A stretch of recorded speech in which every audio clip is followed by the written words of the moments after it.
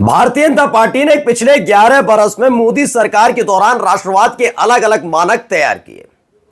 मानक इस आधार पर तय किए गए कि जो भारतीय जनता पार्टी का सदस्य है या फिर मोदी शाह के सामने नतमस्तक है वो घनघोर राष्ट्रवादी है और जो आलोचना करेगा वो राष्ट्रद्रोही है।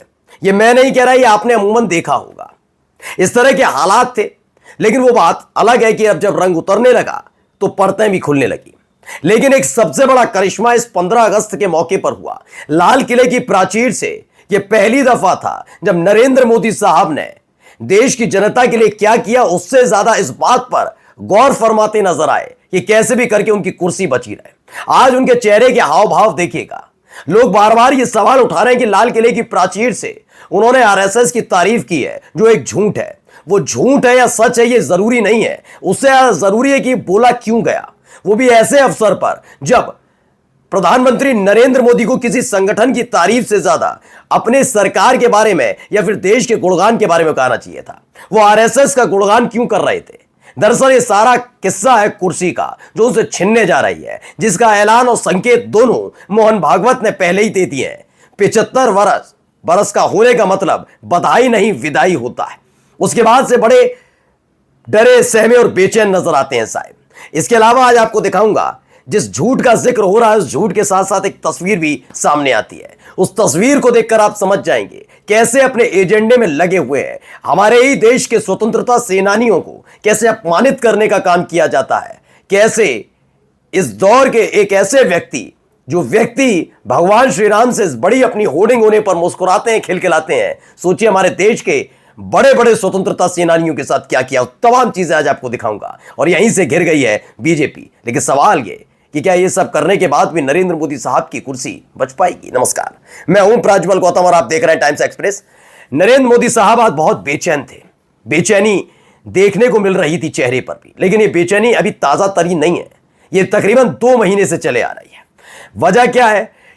ये साल 2014 में प्रधानमंत्री बनने के बाद से आरएसएस से दूरी बनाने वाले, आरएसएस की चौखट को पार न करने वाले नरेंद्र मोदी साहब और अभी तो साल 2024 में हुए लोकसभा चुनाव के दौरान जेपी नड्डा, जिन्होंने मोदी शाह के इशारे पर यह बयान दिया था कि वो अटल बिहारी वाजपेयी की सरकार थी जिन्हें आरएसएस की जरूरत होती थी, ये मोदी साहब की सरकार है, आरएसएस की जरूरत हमें नहीं है।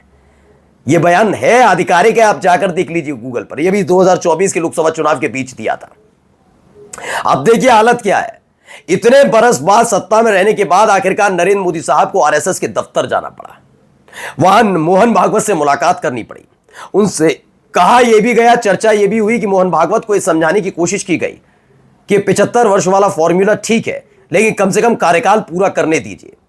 मैंने कहा ना, जब आप किसी और के लिए कांटे लगाते हैं, बुनते हैं या उगाते हैं, तो वो बाद में आपके लिए भी उतने ही घातक होता है। 75 वर्ष का फॉर्मूला मोदी शाह की जोड़ी ने बनाया तो था अपने समानांतर या अपने से बड़े नेताओं को साइडलाइन करने के लिए, जिनसे वो बीच में टांग ना अड़ाए, सलाह ना दें, आलोचना ना करें और साइड में पड़े रहें। लेकिन अब उसी उम्र को जब उन्होंने पार करना शुरू किया तो बेचैनी हो रही है। इतने बरस बाद जब आरएसएस के दफ्तर पहुंचे थे, मोहन भागवत से मुलाकात की थी, हर कोई कह रहा था अचानक क्यों, लेकिन थोड़े दिनों बाद मोहन भागवत ने स्पष्ट कर दिया कि मुलाकात भी हुई, बात भी हुई, लेकिन आरएसएस इस बार छोड़ने वाला नहीं है। यानी 75 वर्ष पूरे होने के फौरन बाद नरेंद्र मोदी साहब को कुर्सी छोड़नी होगी। तो वही बटरिंग शुरू हो गई। बटरिंग क्या है? तो उन्होंने बयान दिया। इस बयान में उन्होंने स्पष्ट तौर पर, चूंकि बयान आज तक पे चल रहा है इसलिए मैं आपको बता दूं, इसमें उन्होंने बताया कि 100 साल पहले एक संगठन खड़ा हुआ था, आरएसएस का जिक्र था। उन्होंने कहा कि लाखों स्वयंसेवकों ने मां भारती के लिए अपना जीवन समर्पित किया। सोचिए कि कौन कह रहे हैं? नरेंद्र मोदी साहब कह रहे हैं ऐसे वक्त में जब इन्हीं की पार्टी के राष्ट्रीय अध्यक्ष, जो राष्ट्रीय अध्यक्ष कम इनके हाथ की कठपुतली है, उन्होंने कहा कि अटल बिहारी वाजपेयी की सरकार को आरएसएस की जरूरत थी और मोदी सरकार को नहीं है, मोदी के वक्त में बीजेपी को नहीं है। ऐसे वक्त में वो आज कह रहे हैं लाखों स्वयंसेवकों ने मां भारती के लिए अपना जीवन समर्पित किया। ये जीवन दान की जरूरत है। जी हां, उनकी कुर्सी उन तक रहे, इसके लिए हाथ पांव मारे जा रहे हैं। बेचैनी अपने चरम पर है, क्योंकि हाल ही में कॉन्स्टिट्यूशनल क्लब का जो चुनाव हुआ, उसमें जिस तरह से बीजेपी के सांसदों ने क्रॉस वोटिंग की, उससे मोदी ये समझ गए कि जब मौका आएगा 75 वर्ष होने के बाद अपनी बात बुलंदी के साथ रखने का और आरएसएस को आंखें दिखाने का, तब आरएसएस समर्थित सांसद भी मोदी का साथ छोड़ देंगे और विरोध जबरदस्त होगा। तब न चाहते हुए भी बड़े मुश्किल में, जिस हालात में कोई भी प्रधानमंत्री कुर्सी से नहीं हटना चाहेगा, ऐसे हालात में कुर्सी छोड़नी पड़ेगी। इसीलिए बटरिंग की जा रही है। लेकिन सवाल यह है कि लाल किले की प्राचीर से एक संगठन, चाहे वो कोई भी किसी भी वर्ग का संगठन हो, उस संगठन की तारीफ आप कैसे कर सकते हैं? क्या आप संगठन की तारीफ कर सकते हैं? नहीं, कतई नहीं। आपने की, यह अपने आप में बिल्कुल गलत है। लेकिन क्या कहा, कहते हैं फिर झूठ बोले वह भी लाल किले से। स्वतंत्रता दिवस के पवित्र मौके पर नरेंद्र मोदी कह रहे हैं लाखों स्वयंसेवकों ने मां भारती के लिए अपना जीवन समर्पित किया। मैं आप भी आरएसएस के इतिहास पर नहीं जाऊंगा, ये लंबा डिबेट का विषय है। उन्होंने क्या किया क्या नहीं किया, अभी नई पीढ़ी भी समझ चुकी है कि आरएसएस कितनी सक्रिय थी, कितना अंग्रेजों से लड़ी, कितने स्वयंसेवक, कितने बड़े बड़े इनके नेता, उसमें उनको फांसी दी गई हो, जेल में ठूसा गया हो, ऐसा कुछ हुआ हो, सब जानते। कोई आरएसएस का ऐसा कोई इतिहास नहीं। लेकिन सवाल यह है कि आरएसएस अचानक से जरूरी क्यों? मैंने बताया ना 75 साल, ये 75 साल वाला फॉर्मूला चुभ रहा है। ये देखिए एक और खबर निकली, डॉक्टर मुकेश लिखते हैं लाल किले की प्राचीर पर एक थका हुआ और मजबूर प्रधानमंत्री था। बैसाखियों पर टिकी सरकार वाला ही नहीं, अंतर्राष्ट्रीय स्तर पर पिटा और घरेलू स्तर पर साख गवा चुका प्रधानमंत्री। ऑपरेशन सिंदूर की सफलता साबित करने के लिए गले का जोर लगाता, मगर अपनी कमजोरी को छिपाने के लिए बातें बनाता प्रधानमंत्री। नौजवानों किसानों को बरगलाता, त्रस्त परेशान व्यापारियों को झुंझुना पकड़ाता प्रधानमंत्री। जाते जाते नरेंद्र मोदी साहब चाहते हैं कि उन्हें एक ऐतिहासिक महापुरुष के तौर पर याद रखा जाए। आप जानते हैं इस देश की गोदी मीडिया क्या खबर चला रही है पूरे स्वतंत्रता दिवस पर दिए गए मोदी के बयान के बाद, भाषण के बाद, कि अब तक के इतिहास में, भारतीय इतिहास में किसी भी प्रधानमंत्री की तरफ से दिया गया ये लंबा बयान सबसे बड़ा भाषण है। बस यही करवा लीजिए, बयानबाजी के अलावा आता ही क्या है। आज बड़े बेचैन नजर आ रहे थे, लंबे समय बाद इतने देर बोला तो उसमें ज्यादातर पंक्तियां तो आरएसएस को समर्पित थी कि आरएसएस के लिए बटरिंग की जाएगी। तो 17 सितंबर के बाद भी उनके प्रधानमंत्री पद को जीवन दान मिला रहेगा, वरना कुर्सी खींचने में आरएसएस इस बार छोड़ने के मूड में नजर नहीं आ रही। सवाल सिर्फ ये नहीं है, सवाल ये भी है कि आरएसएस ने यह भी स्पष्ट कर दिया है कि 17 सितंबर को 75 वर्ष का होने के बाद न केवल नरेंद्र मोदी को कुर्सी छोड़नी होगी, इसके साथ साथ यह कोई शर्त नहीं है कि अमित शाह ही प्रधानमंत्री बनेंगे। यह भी स्पष्ट कर दिया गया है, क्योंकि पिछले कुछ दिनों से अमित शाह के लिए बैटिंग लगातार कर रहे थे नरेंद्र मोदी, लेकिन आरएसएस ने स्पष्ट कर दिया आप कितनी बटरिंग करो, कितनी चमचागिरी करो, कितने ही आरएसएस के गुणगान गाओ, आरएसएस के साथ जो तुमने पिछले 5, 7, 10 सालों में किया वो भूले नहीं हम। और अब इसका परिणाम भुगतने का समय आ गया है।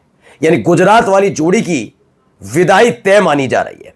अगर अमित शाह चाहते हैं कि वो सत्ता में बने रहें तो वो शांत रहेंगे, प्रधानमंत्री पद के ख्वाब छोड़ दें, स्पष्ट किया। लेकिन एक खबर और दिखाना चाहूंगा जाते जाते दोस्तों, जरा इस तस्वीर को गौर से देखिए। यह तस्वीर बहुत कुछ कहती है।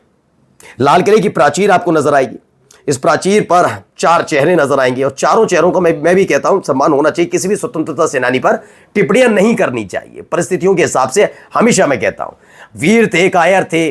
अब जब आप जबरदस्ती कुरे देंगे तो बहुत सारे इतिहास को बताना पड़ता है हमें भी, वरना मेरा मानना है कि किसी भी व्यक्ति की कभी भी ऐसे आलोचना नहीं करनी चाहिए, किसी की भी, क्योंकि वो अपने आप को डिफेंड करने के लिए बैठे नहीं है और या अलग अलग राजनीतिक दल केवल रोटियां सेकते हैं। इसे सबका सम्मान करता हूं, लेकिन यह अपमानित करने वाली बात नहीं है। यह मोदी सरकार के एक मंत्रालय पेट्रोलियम विभाग की तरफ से एंड नेचुरल गैस विभाग जो है उनकी तरफ से यह पोस्टर जारी किया गया, हैप्पी इंडिपेंडेंस डे। इस दौरान इसमें भगत सिंह दिखते हैं, इसमें आपको सुभाष चंद्र बोस नजर आते हैं गांधी जी भी, लेकिन सबसे बड़ा चेहरा नजर आता है सावरकर का। मैं ये नहीं कहता कि किसी का योगदान कम या ज्यादा हो सकता है, लेकिन आप समझ लीजिए इनकी मंशा क्या है। इनकी मंशा सिर्फ और सिर्फ ऐसे ही सभी को अपमानित करने की और अपना एजेंडा लागू करने की है, जो अब ज्यादा दिन चल नहीं पाएगा। नमस्कार।